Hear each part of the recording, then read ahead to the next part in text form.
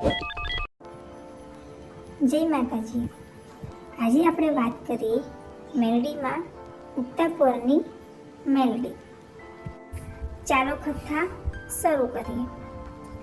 મહિષાસુર નામનું એક અતિ બળવાન અસુર પોતાની શક્તિ અને સેનાના જોડથી આખી ધરતી પર ત્રાસ ફેલાવા લાગ્યો. ધરતીના બધા જ રાજાઓએ અસુરોની બળવાન સેનાઓ હરાવીને બગાડી મૂક્યા અને મહિષાસુર આખી ધરતી પર રાજ કરવા લાગ્યો. તેને સાધુ પુરુષો અને સર્જનો ઉપર પણ અત્યાચાર કરવાનું શરૂ કર્યું.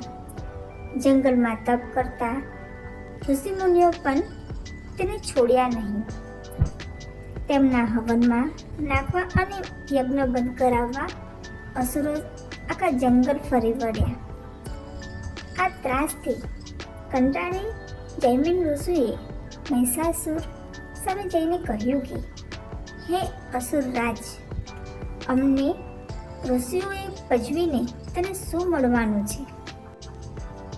તારે શક્તિ જો બતાવી હોય તો તારા પૂર્વજ એવા કે મધુ, કેટપ અને ભસ્માસુરને મારનાર ભવાની આજ્ઞા શક્તિ સામે લડવા જા. જૈમિની ઋષિએ આવું વચન સાંભળી મહિષાસુર વિચારમાં પડી ગયો. તેને પોતાના અતિ બળવાન અસુર સેનાપતિને બોલાવી આદ્ય શક્તિ સામે લડવા જવાની વાત કરી. સેનાપતિનું મસ્તર જાણવા માંગ્યું. સંગ્રામ મંત્રીઓ અને સેનાપતિઓએ કહ્યું કે આપ જે નક્કી કરો તે અમને સૌને મંજૂર છે. પછી મહિષાસુર પોતાના ગુરુ શુક્રાચાર્ય પાસે જઈ આજ્ઞાશક્તિ સામે લડવાની પોતાની ઈચ્છા દર્શાવી. શુક્રાચાર્ય કહ્યું કે અસુરરાજ, આજ્ઞાશક્તિ સામે લડવું એ રમત વાત નથી. જો તારે શક્તિ સામે લડવું હોય તો ભારે તપ કરી બ્રહ્માજીને પ્રસન્ન કરી તેમની પાસે વરદાન માંગવું, જે કે મારું કદી મૃત્યુ ન થાય. આમ અમરનું વરદાન મેળવ્યા પછી જ આજ્ઞાશક્તિ સામે લડવા જઈ શકાય. પોતાના ગુરુની સલાહ માની મહિષાસુર હાલમાં જ્યાં 5 નદીઓ વહે છે તે પ્રદેશ પંજાબમાં જઈ બ્રહ્માજીનું ઉગ્ર તપ કરવા લાગ્યો. 12મું વર્ષ સુધી ઝાડમાં સૂકા પડનો ખાઈ તેને તપ કર્યો. મહિષાસુરનું જોઈ ઇન્દ્ર ગભરાયો કે આ અસુર સેના માટે તપ કરતો હશે. તેથી તેને અગ્નિદેવને જંગલમાં મોકલ્યા. અગ્નિના આગમન સાથે આખું જંગલ બળબડ સળગવા લાગ્યું. સળગતા જંગલમાં પણ મહિષાસુર ગભરાયો નહીં અને તેને તપ ચાલુ રાખ્યું. આ જોઈ બ્રહ્માજી પ્રસન્ન થયા અને કહ્યું કે અસુરરાજ, જે જોઈએ માંગ. હાથ જોડી મહિષાસુર બોલ્યો કે જો આપ મારા તપથી પ્રસન્ન થયા હોય તો હું કદી ન મરું એવું વરદાન આપો. બ્રહ્માજીએ કહ્યું કે જે જન્મે છે તે મરે છે, માટે તું કંઈ બીજું વરદાન માંગ. આ સાંભળી અસુર બોલ્યો કે હું કોઈ પુરુષથી ન મરું એવું વરદાન આપો. બ્રહ્માજી તથાસ્તુ કહી અટતે ધ્યાન થયા. દેવલોકોમાં આ સમાચાર જાણી ખળભળાટ મચી ગયો કે હવે મહિષાસુર કોઈ દેવતાઓથી સુખેથી રહેવા નહીં દેશે. આ તરફમાં મહિષાસુર પણ તેની અસુર સેના સામે પાતાળને જીતવા નીકળ્યો. પાતાળ પર ચઢાઈ કરી પાતાળ રાજ વાસુકી જીવ બચાવી ભાગ્યો. કેટલાક નાગ માર્યા ગયા, કેટલાક બંદીવાન તરીકે પકડાયા. મહિષાસુરે પાતાળ પણ જીતી લીધું. હવે તેને સ્વર્ગ તરફ દ્રષ્ટિ કરી. ઇન્દ્રને હરાવી સ્વર્ગનું રાજ પણ મારે હડપ કરવું એમ વિચારી મહિષાસુરે સ્વર્ગ પર ચઢાઈ કરી.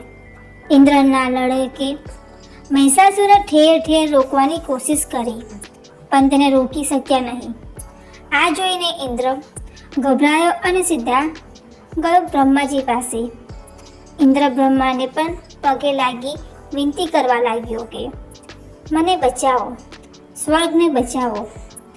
બ્રહ્માજીએ કહ્યું કે મારું કામ નહીં, ચાલો શંકર પાસે. બંને શંકર પાસે ગયા.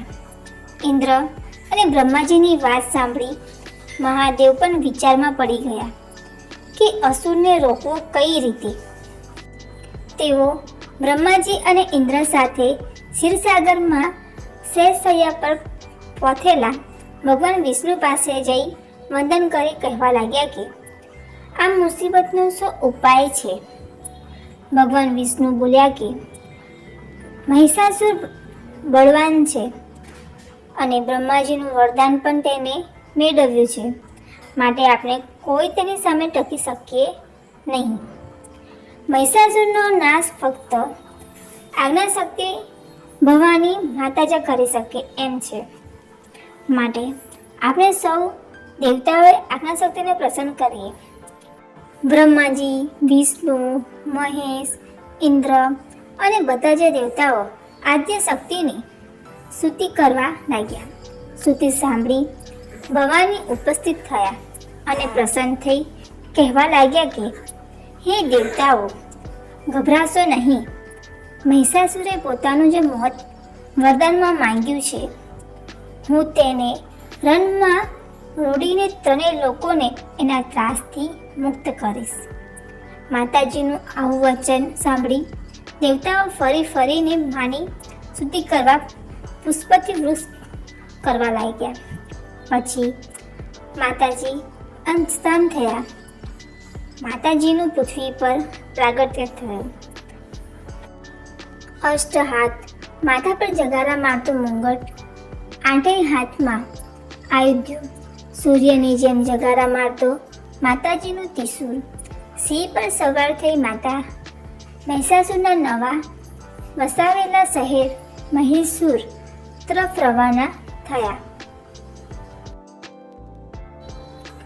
મહિષાસુરના બે બળવાન સેનાપતિઓ ચંડ અને મુંડ માતાજી આવતા જોયા. પૂર્ણિમાના ચંદ્ર સમૂહ મુખ કમર સુધીનો કાળો ભમર ચાંદલો, સુવર્ણના આભૂષણો તથા આયુધ્યો. બંને અસુરો માતાજીના મોહક રૂપ જોઈ અજાઈ ગયા અને જઈને મહિષાસુરને જાણ કરી કે અતિ સુરૂપવાન એક સ્ત્રી આપના રાજ્યમાં આવી છે. નક્કી એ સુંદરી કુંવારી છે. કદાચ તે પતિની શોધમાં અહીં આવી હોય.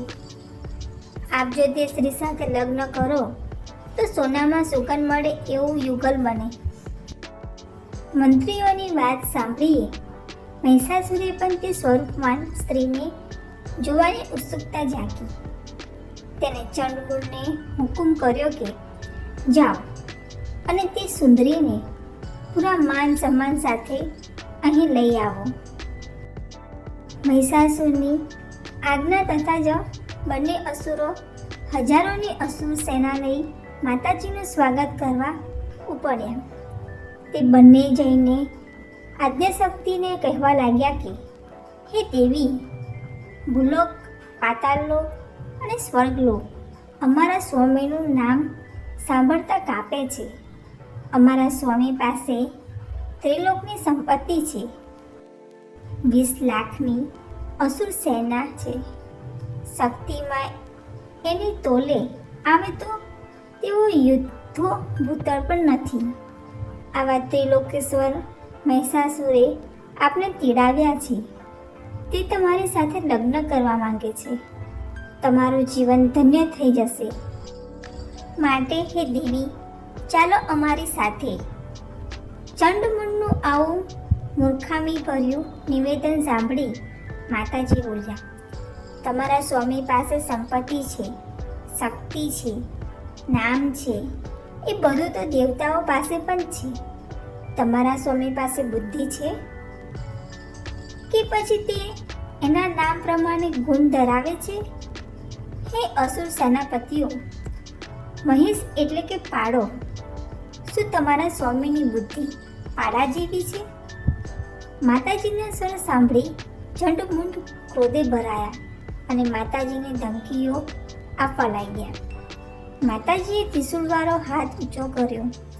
હજારોની અસુર સેના સાથે ઝંડમુંડ ત્યાંથી ભાગ્યા અને મહિષાસુર પાસે પાછા ફર્યા અને તેને કહેવા લાગ્યા, હે સ્વામી, તે રૂપાળી સ્ત્રી ઘણી જ શક્તિશાળી છે. અમે તેને આપની સામે લાવી શક્યા નથી. મહિષાસુરે રત્નબીજ અને ધ્રુમલોચન નામના તેને મહાબળવાન સેનાપતિઓને એ સ્ત્રી લઈ આવવાનો હુકમ કર્યો અને કહ્યું કે તે રૂપમતીને સમજાવીને લઈ આવો. જો ન માને તો ચોટલો જાલી પકડી લાવજો. 40,000ની અસુર સેના લઈ રત્નબીજ અને ધૂમલોચન ઉપડ્યા. દૂરથી જ માતાજીને ઊભેલા લીધા. બંને અસુરો નજીક જઈ કહેવા લાગ્યા, હે સુંદરી, તારા સારા નસીબે તને મહિષાસુર જેવો પતિ મળે છે. માટે તું જીદ ન કર અને અમારી સાથે ચાલ. જો તું ઇનકાર કરીશ તો અમે તને ચોટલો જાલી બળજબરીથી ખેંચીને લઈ જશું. આથી માતાજી ગુસ્સે થયા અને તેમની સામે યુદ્ધ આરંભ કર્યું. તેમાં રત્નબીજ અને ધ્રુમલોચનનો નાશ કર્યો. આમ ચંડમુંડ અને નિશુંભનો પણ નાશ કર્યો. છેવટે મહિષાસુર પોતે 1,00,000 અસુરોનો લશ્કર લઈ માતાજી સામે લડવા ઉપડ્યો. માએ મહિષાસુરને આવતો જોઈ પોતાની જોગણીઓનું લશ્કર તૈયાર કર્યું. મહાકાળી, મહાદેવી, કાલિકા, ભદ્રકાળી, મહાસરસ્વતી, મહાલક્ષ્મી પોતપોતાના તમામ સ્વરૂપો દેવીઓએ સહિત રણ મેદાનમાં રહીને ભવાનીને મદદ કરી રહ્યા હતા. હવે દેવતાઓએ પણ પોતાના શાસ્ત્રો આપી સહાય કરી. લડાઈના નગારા વાગવા લાગ્યા. ધૂળની ડમરીઓથી સૂર્યનું તેજ ચોખ્ખું પડવા લાગ્યું. હાકોડા પડકારોથી દિશાઓ ગુંજવા લાગી. શેષનાગ ડોલવા લાગ્યો. પૃથ્વી કપવા લાગી. આયુધ્યો ખખડવા લાગ્યા. ભીષણ યુદ્ધ થયું. જોગણીઓને અસુર સેનાઓને કાપવા લાગ્યા. જય માતાજી. મળીએ બીજા ભાગ સાથે.